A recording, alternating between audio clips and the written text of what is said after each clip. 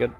All right, hi. My name is Rich Fong, Phoenix Fitness, and today what we're going to do is I'm going to break down some of the Krav Maga self-defense. Today we're going to break down front choke.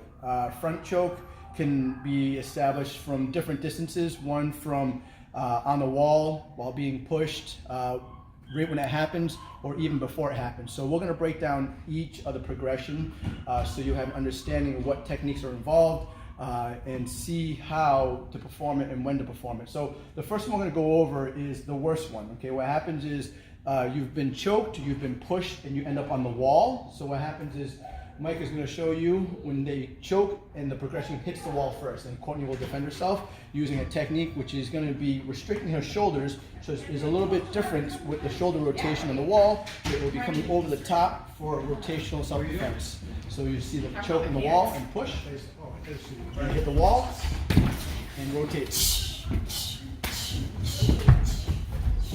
Good.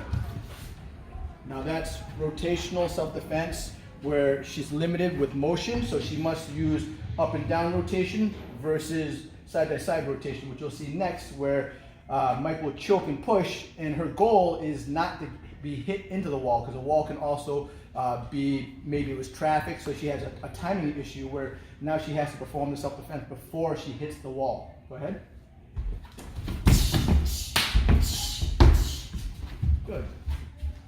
Now we're going to back it up to one more layer, where the self-defense has evolved into the distance has been closed, the attacker grabs and has not pushed yet. So now the technique that you're going to see is not going to be rotational, but you're going to see the primary threat is going to be the choke itself. So she needs to counter by plucking the hand off her throat and using a strike, and then going into her combatives, just like this.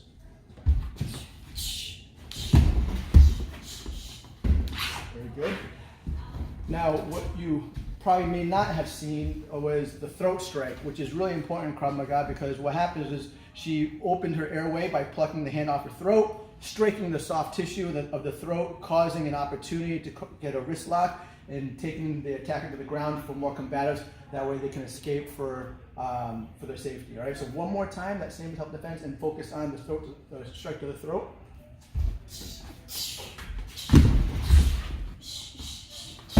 Very good. Now the last one we're going to go over will be simple. In Krav Maga, in martial arts, they teach you that each self-defense scenario is very rigid, that they train you that you can only defend when you're actually attacked. Now, the thing about being attacked is it should not be muscle memory. You should not wait for somebody to grab you, choke you, push you, and end up in the worst position possible.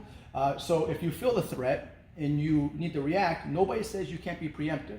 So the attacker is showing signs of aggression, and when they go to grab, Courtney's going to just use educational defense, which is a throat strike, just to get away. One more time.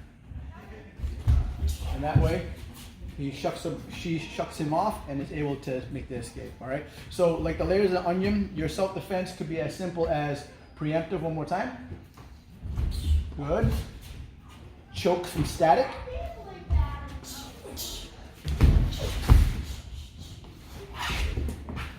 If it got past static, it got choked with a push. And at the worst, if your reaction time was at the absolute worst and she got choked and pushed against the wall. Rich, Eddie's looking for you. Rich.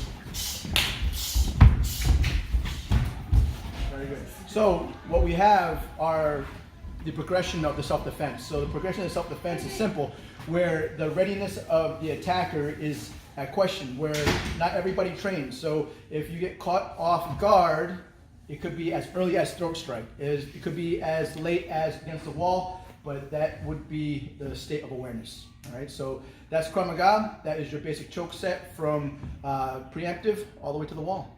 Thanks.